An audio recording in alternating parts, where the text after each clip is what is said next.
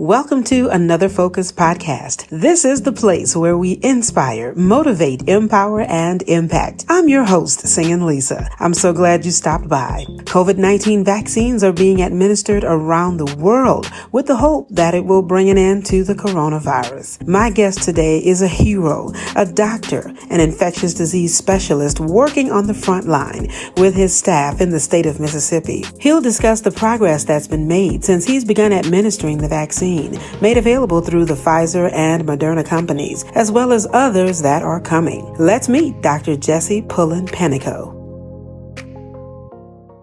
I'm the infection doctor along with my partner at the county hospital for Harrison County. But you've had COVID? I haven't had the disease. I'm exposed to it every day. And you're a hero, so...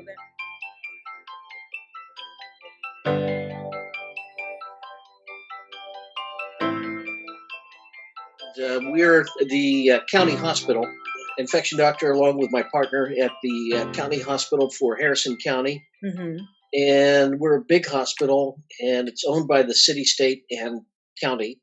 Okay. And so now there's a lot of counties in Mississippi that cannot handle it, and we're doing most of the inpatient COVID stuff in the southern Mississippi area. Okay. Another hospital, Singing River, is doing a fair amount. Mm-hmm. And then when they get them to a certain point, they ship them over to a long-term acute care hospital across the street from us that we also have to take care of. Oh. So we kind of either in the beginning or in the middle or in the end become the final arbiters of trying to get these people to heal from their inflammatory pneumonias. Yes. Well, I'm glad you said that. And we jumped right in, but I did want everyone to know we're speaking with Dr. Jesse Pullen. Is it Penico? Yeah, precisely. Okay, Perfect. great. Well, you are an infectious disease specialist in Gulfport, Mississippi, and we're definitely happy to have you here with us. And you mentioned many things that people have become familiar with people having pneumonia, being in the hospital, having to deal with so many different circumstances to try and heal and get better. Well, we're at the point now, we've all been through a pretty trying year in 2020. To say the least. And so now we're in the part where people are seeing the vaccine roll out. And so that's the big conversation amongst a lot of people around the world, of course. And so my question is, what are your thoughts about it? Because I think one of the biggest myths or concerns is that it came too quickly. And so maybe you could share your thoughts on that, because some people maybe don't understand the process of what it takes to get a vaccine. Well, this virus has had two other cousins, if not indeed sisters, that have caused epidemics previously. There was the SARS in China, Shanghai, and that was very severe, and that went away after a couple years, and they were able to try and clamp down and hold it underfoot, but the rules there from the Communist Party in China are more extreme than we would allow to happen in this country, at least so far. Mm-hmm. And then there's another cousin or sister called MERS, Middle Eastern Respiratory Distress Syndrome, and they started building the vaccine from the MERS outbreak almost a decade ago, and the viruses are so close that they were with minimal adaptation able to develop the Moderna vaccine and the Pfizer vaccine, vaccines which were being built for the MERS virus, and simply adapt it to this. So it really, from a certain point of view, had been in the works for 10 years. Which is what everyone heard is the number that should be the required amount of time before something is approved. So actually, the vaccine is right on time since it's already been worked on. Well, they had cataloged it and they had put it away because the MERS virus disappeared. Okay. And this is taking longer to happen here with this SARS-2 virus, COVID virus, whatever you want to call it. Mm-hmm. But hopefully it will go the way that MERS has and disappear. Hopefully with 70% either infection, natural infection, or vaccine acceptance from the population, and then we'll have herd immunity, and the damn thing will go away. Yeah, that would be wonderful news. And what was it that caused MERS in particular to go away? Was You, it just not as strong? I don't think it was as strong. We don't know. Okay. Right? There's still the question: was this virus weaponized Mm. out of that weapons lab in China? Hmm. And without having the scientists who worked with it and tell us what they did, we'll probably never know. Mm. So that does make a difference, whether it was man-made, as it's been suggested, or did it just begin? Well, it came out of the bat apparently first, but then Mhm. the question is, did they work with it Yeah. and make some alterations? That Ah, remains a question. okay. I understand. Well, as we are in the phase of rollouts, the concern has been not enough. There's been millions waiting for the approval, and then when it started to roll out, I've heard that appointments were canceled because there just wasn't enough at the time that was anticipated. So, was that done a little too quickly, or did they get overwhelmed, or what was happening? Well, there, we have a very broad spectrum of uh, behavior and acceptance in our country Mhm. because we have greater freedom than any other country. And that's a great thing. So, what happened is in Mississippi has had vaccine laws which are rather rigorous, Mm. and the compliance factor with the pediatric vaccines in Mississippi is over 96%. Wow. And so California copied the law, Hmm. and they've tried to keep it enforced in California. And there's a lot of people that still believe in that myth that some of these pediatric vaccines cause autism.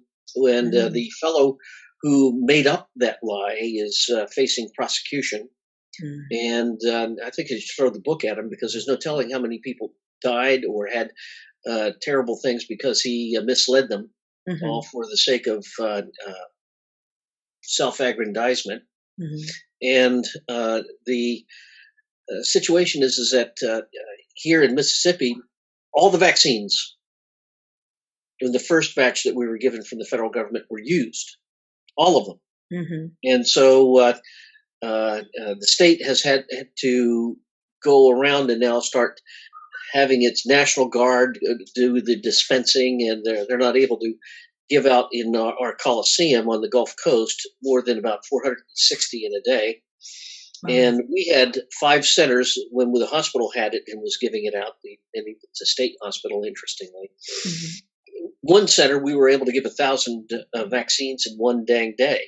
And Wow. we were doing other hundreds, 400s in each of the others. So they see the population sees the necessity and is used to going ahead and following orders and getting the vaccine. Mhm. And I don't, because I think that most of them understand that it's for their own protection and their children's protection. Yeah.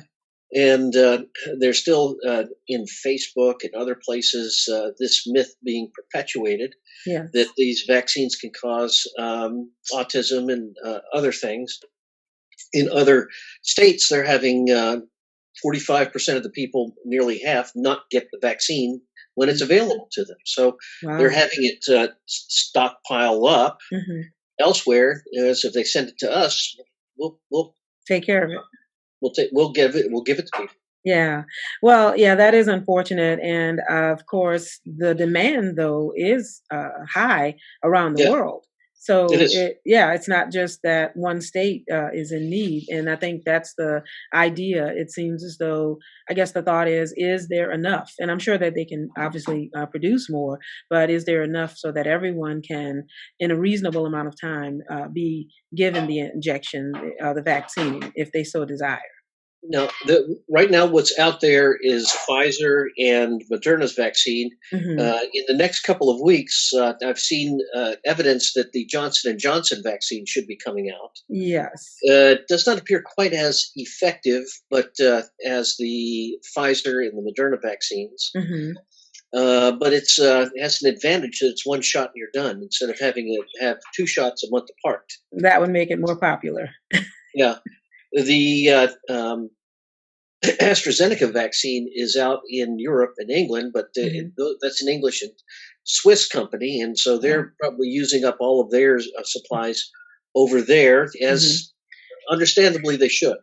Yeah. It's their vaccine; they need to vaccinate as many of their people as they can. Yes. And there's a couple of other vaccine manufacturers that should be coming out, Okay. and hopefully we'll have enough vaccine in short order Hmm. to get the fabled, hopeful herd immunity.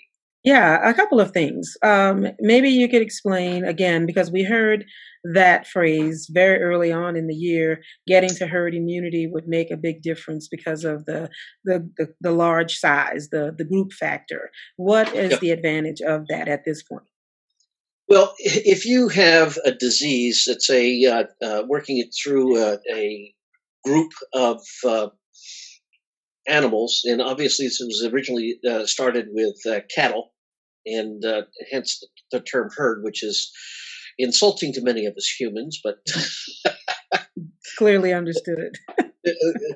the when you get about 70% of that herd of cattle, then if one cow or bull gets it and wants to pass it on, it can't because the cattle surrounding it that it congregates with have it or had the vaccine, and it cannot go through, Hmm. and it cannot, and so it will die out either with the immunologic recovery of that animal Hmm. or its death.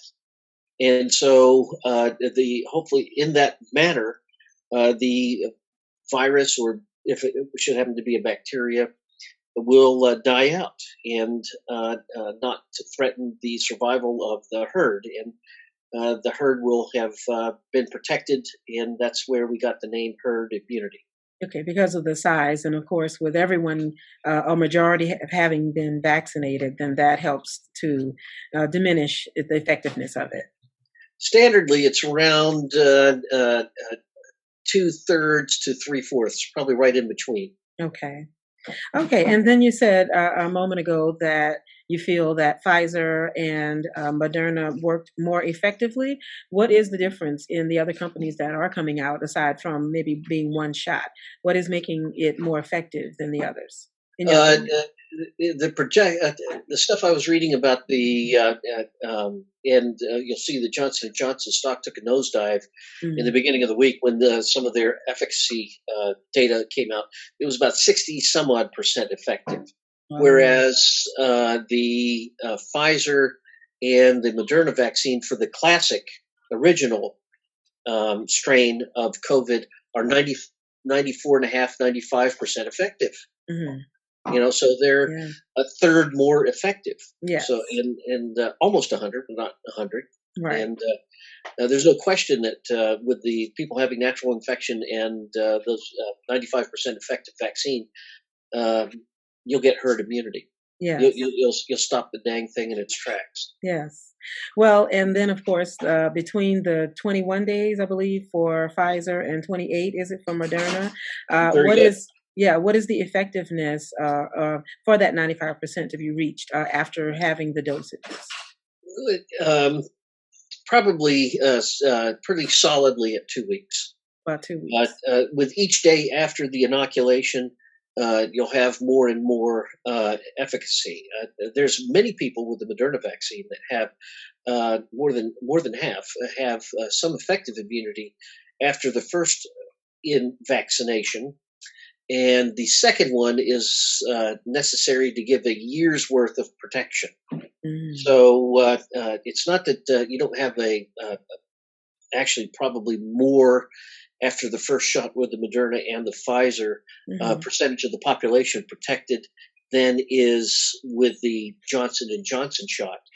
But the second shot gives the 1 year's protection rate. Ah, yes. And then, so we don't know yet if there will be a need to retake the vaccine, like the flu shot. There's that African strain. We've had two patients in South Carolina come down with it, and it's significantly different. Hmm. So they're thinking they may have to have a slightly altered third shot for the Mm. Moderna vaccine. Okay. And they think right at the moment that the Pfizer vaccine needs no alteration. Hmm. So the problem with the Pfizer vaccine is that very few places have a freezer that'll take it down to a negative 70 degrees centigrade and Hmm. be able to store it. So that's its problem is not the efficacy rate, but the ability to store it. Yes, to do that. Well, I understand that. I thank you for that. And of course, those that are still concerned about side effects, being the big factor being that this is a synthetic type of vaccine. Can you explain or share with those that may not understand the difference in their concerns about side effects?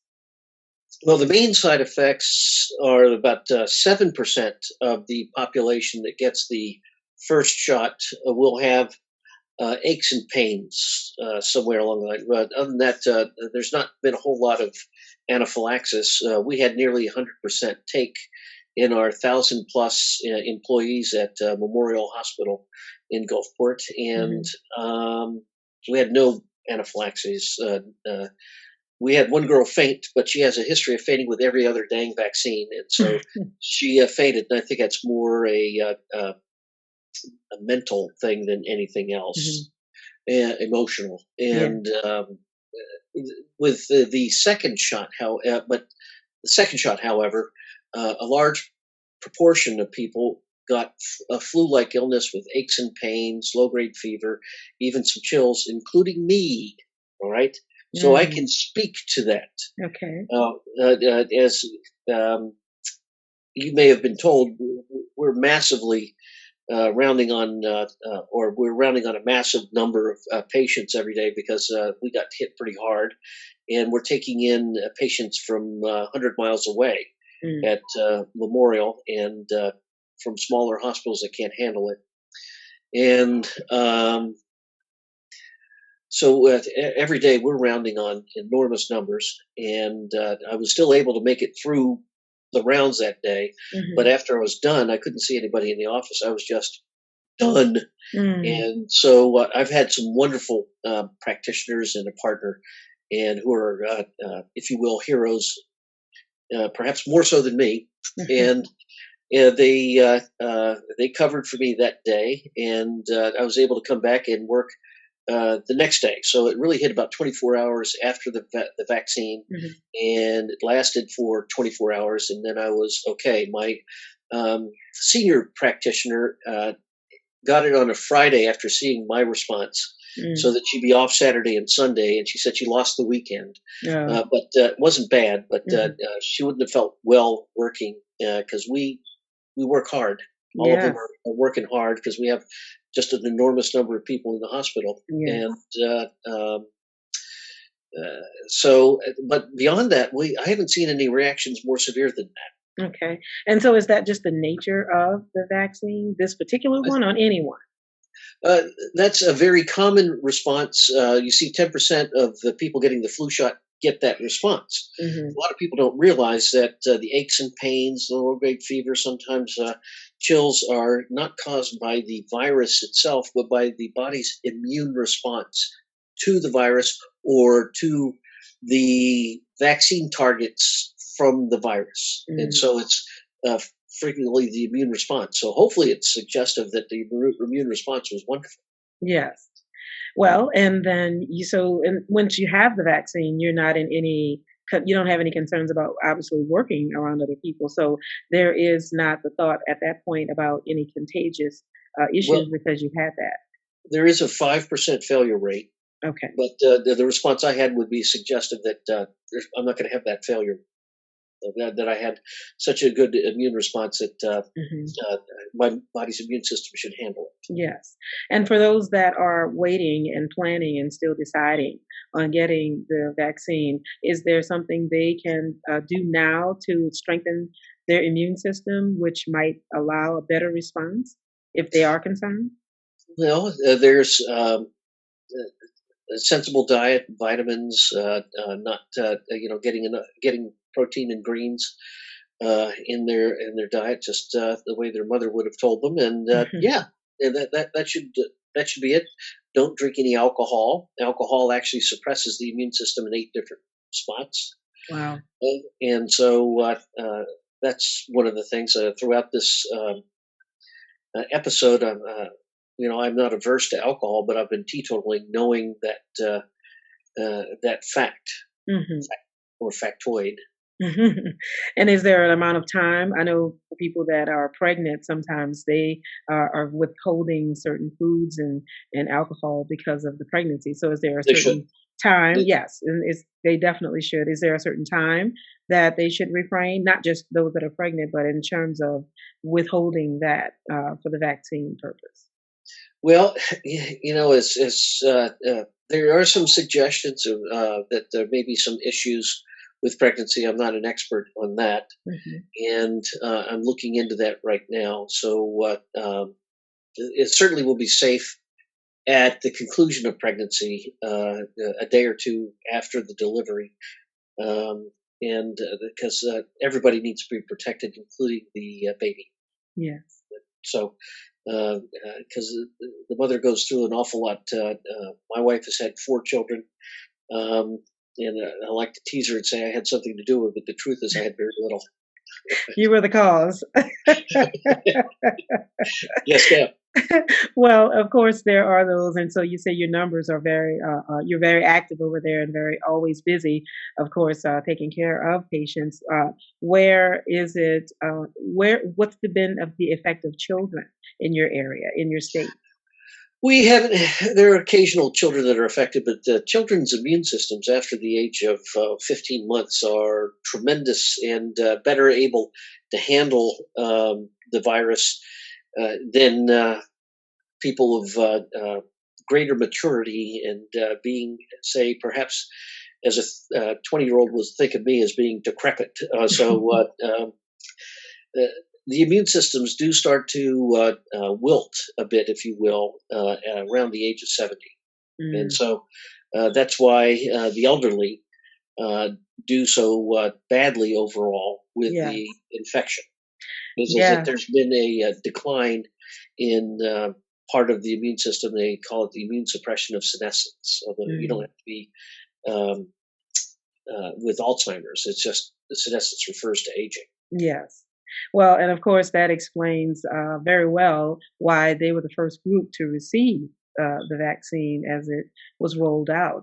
And have they divided the groups fairly or in that proper order? Uh, yeah, the elderly and the first responders, and then once those everybody who's willing to take the vaccine has had it, then you start giving it to the other people. The school teachers are certainly at risk.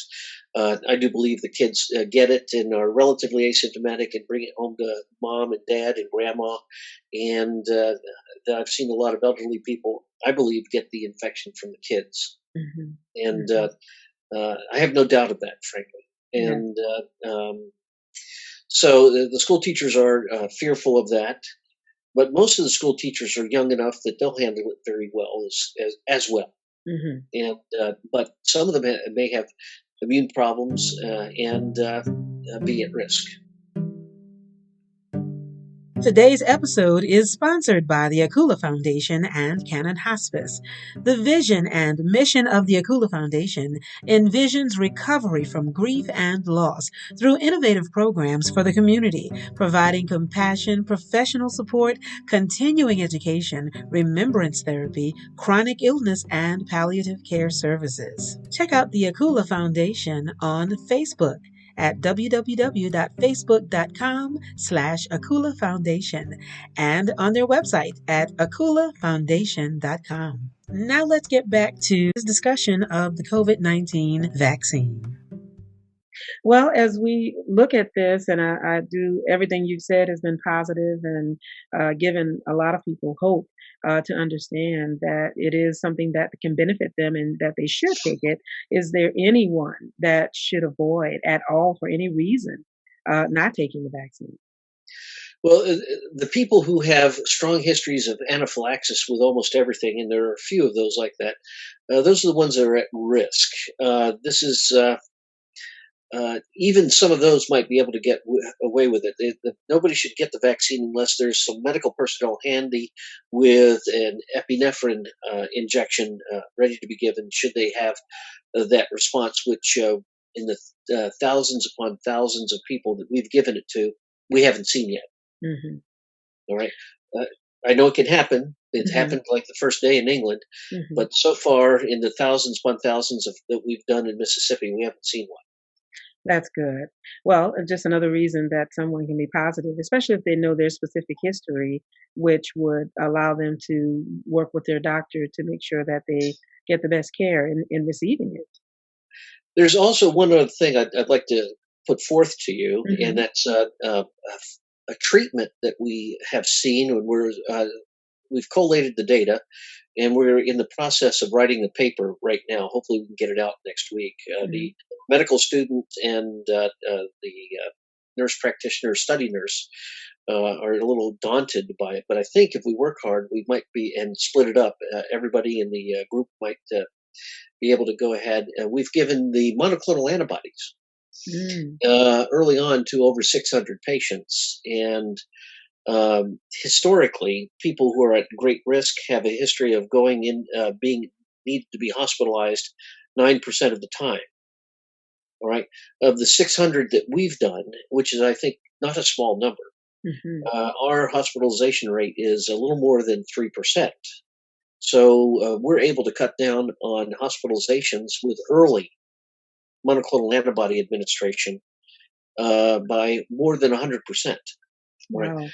The monoclonal antibodies were looked at being given late in the Hmm. disease process, and then it doesn't work. Okay.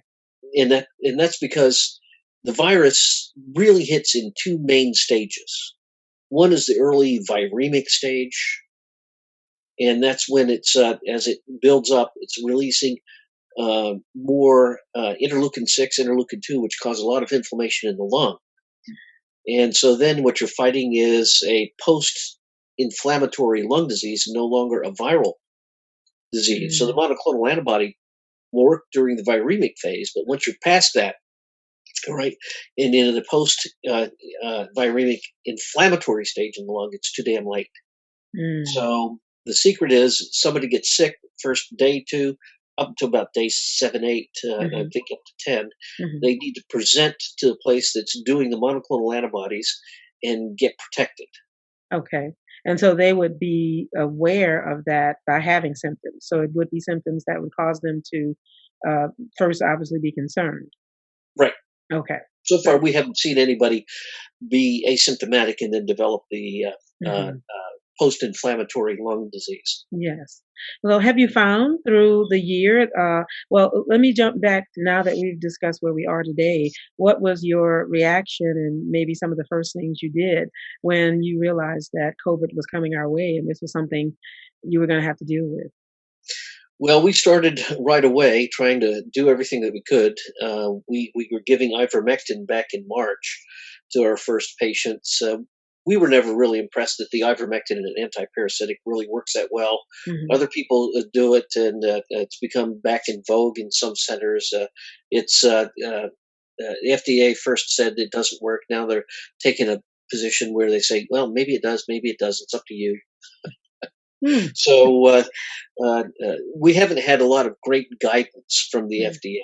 I don't Yeah. think the Hmm. hydroxychloroquine issue remains an issue in India. They believe in it. They work, and India's population is what, 4 times ours, Yes. and so they're using the hydroxychloroquine, Hmm. and I think it became a political football. And so we'll never have the straight answer in this country because it became a political football. I Hmm. think that those people who threw it back and forth did a disservice to the population, and it should have been worked out very well without interference about whether it did or did not work. Hmm. And so I think that, India says it does. Our groups say it doesn't, but then there's a lot of politics involved, and it's just it remains a question mark to me. Hmm. Right? So to be honest, so um, Are I think you are you a it fan was a of the disservice. remdesivir? Uh, the study I referred to with the monoclonal antibody being given late was Hmm. in conjunction Mm. with the remdesivir, Okay. and it didn't work. And we did a study earlier on. We did about 11 patients that we Okay. gave the remdesivir early on. It was a study that we were engaged in early treatment. I think it worked. Mm. So, but we need a lot more patients. My partner and my practitioners in our group, we have 6 practitioners in our group. Mm. So we have a lot of people seeing a lot of patients. Yes. Uh, uh, believe in the monoclonal antibody more than the remdesivir, Hmm. and the remdesivir is 3 different days of infusions, whereas the monoclonal antibody is one infusion, real quick, can be given at about an hour and a half to 3 hours, and get the patient on the road again and get back to their business. Now, is that in line with the plasma benefits when people are? I think you're giving plasma after someone has been infected. The plasma is only indicated once the PO2 is starting to fall. Okay. Obviously, that's on the cusp of where it may be getting it to post-viral to acute. Now, in the studies and in the first couple patients we saw, 1 unit of plasma wasn't enough to do anything because it's only 200 milliliters or 200 cubic centimeters of other people's plasma, Hmm. and it doesn't contain as much pure antibody in it as the monoclonal antibody infusion would have. We started doing 2 units, and I think we see a week improvement in what we're seeing. So the people at Tulane don't believe in the plasma, but they've only been giving 1 unit. And when you give 2, obviously it's twice as much. It's 400 cc's. It's getting to be about as much as a full unit of blood, and so that's starting to get to a point where a volume that might make a difference. Yes, I understand. Well, that is promising, and hopefully will benefit someone if they're right there at the right time to be able to take advantage of it. So, well, as you approach all of this busyness that you have every day and giving injections now, is that the primary part of your day, or is it still squeezing in the regular patients and all of the other things that you do? We'll still have a lot of patients with various and sundry other diseases, the atypical mycobacterial lung diseases, the AIDS, bone infections, heart infections, postoperative infections. We still have to take care of those as well. So one Thursday, I think I worked 18 hours, and we had 71 patients in the hospital, Oh my, and about half of them were COVID, and half of them were not. So wow, just half of that is a full day. my goodness. And if I didn't have wonderful practitioners and a partner, we couldn't have made it. Yeah, absolutely. I understand. I mean, it's overwhelming, especially early on when people were not allowed to even stay at the hospital, which was disappointing for them, but understandably because of the need of and the severity of some of the people that were there who needed that more emergency care. Yes. And so it's just been a learning process for all of us throughout this year and even now. So as you are awaiting more vaccine, are you and you're still seeing new COVID cases? Unfortunately, it's not. We were beginning of last week. We had 33 COVID patients in the hospital. Mhm. Beginning of this week, it was down to 23. But we have a whole lot of numbers picking up again because we're starting to take in more from as far north as the Delta. We're Wow. talking about over 100 miles from Gulfport going up into the middle of Mississippi, Mm. halfway to Tennessee, and we're really being a center, and a lot of the other hospitals up there say that they're overwhelmed. Hmm. And we've doubled our ICU beds. We've uh, tripled a step down unit, all right, where patients perhaps now stable on post tracheostomy care with T pieces can be kept and taken care of. We've really converted much of the hospital to intense care, and so we're able to handle it. It'll be interesting to see what happens when the emergency is over and the need for all these ICU beds is no longer there. That'll be Yes. another interesting time. Well, you've converted a lot. Was your setup a lot smaller or dedicated to obviously differently? We actually had two ICUs. We had one on the second floor that did neurosurgery and post cardiac care, about 15 to 20 beds, and we had one up on the fifth floor, same number. So Wow. we've more than doubled that now, and Yes. so it's and I hope vehemently that we'll get back to the need of only about 15 in each unit, and uh, hopefully within the year. Well, did you ever think that you would be living in a time where the magnitude of what we've seen has happened?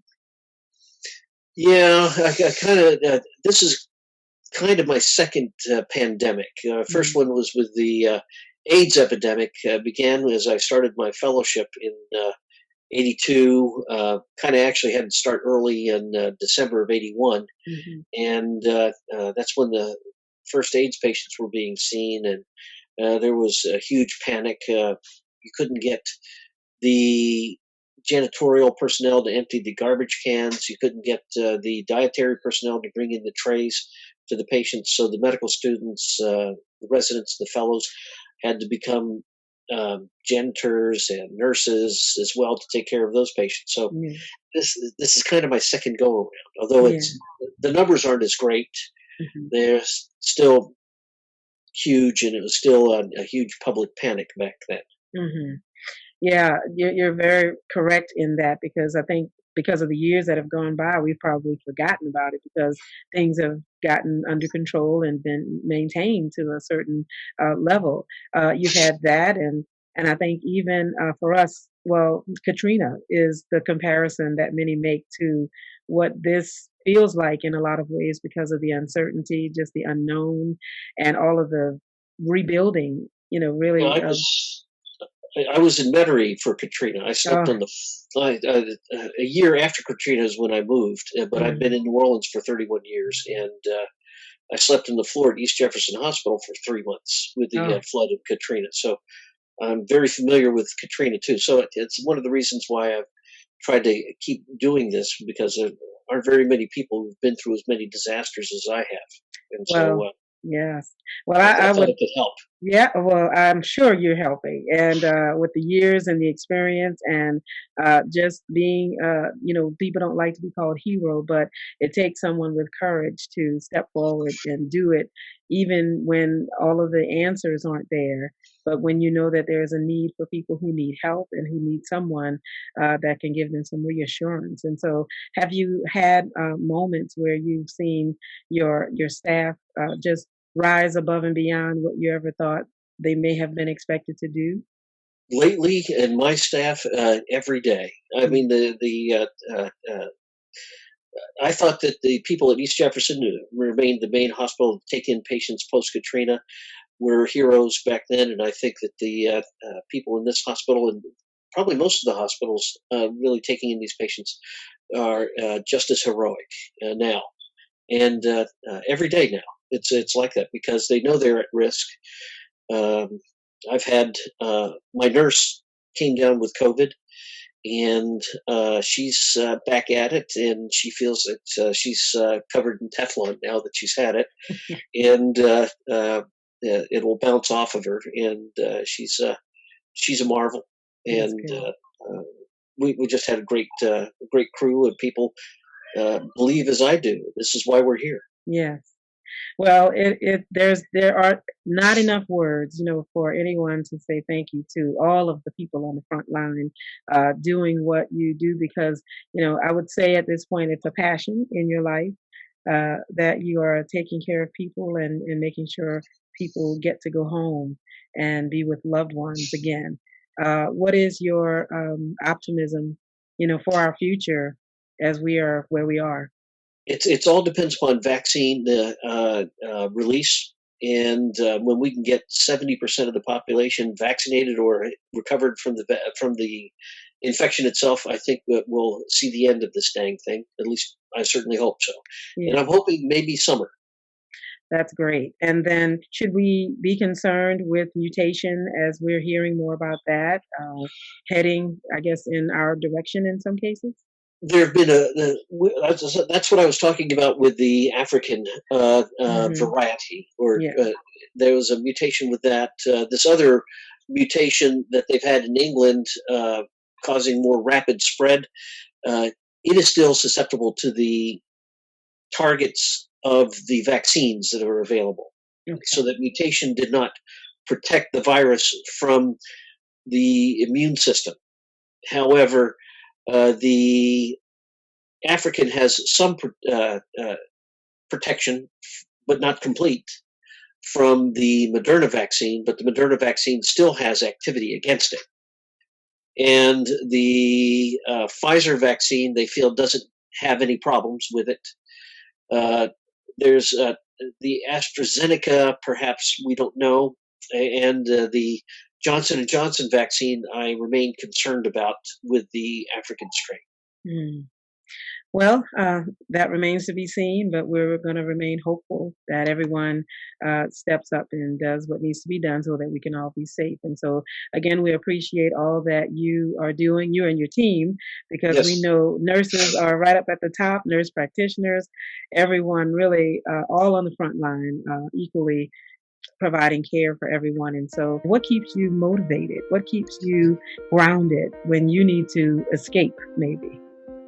um, I have a great kids, grandkids, and a wife, and it's to some extent for them that we keep doing this. And of course, they're scared sometimes when I go home. When I come home, so first thing they do is they toss me to the showers, and they're a little less afraid now that I've had both shots of the vaccine, Hmm. and hopefully I'm also covered with Teflon like my nurse, and but that of course remains to be seen. But my immune response to that second dose was so severe. I'm pretty confident I'm going to do fine. Well, that Okay. is good. Yeah, that's good news for them and everyone around and involved. And so again, hopefully we'll be able to follow up and get an update and talk about the good outcome that has happened with everyone being involved. But again, we want to say thank you, Dr. Thank you. Jesse Pullen Penico, Yes, ma'am. and for all that you do and taking care of Mississippi. So we appreciate you. Thanks a lot. Okay.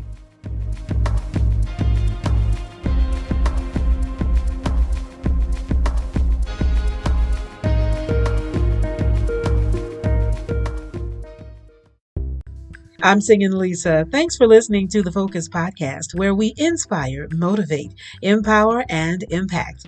Be sure and check out the show notes in the description on how to learn more about my guests today and connect with them. Also, subscribe and leave a comment.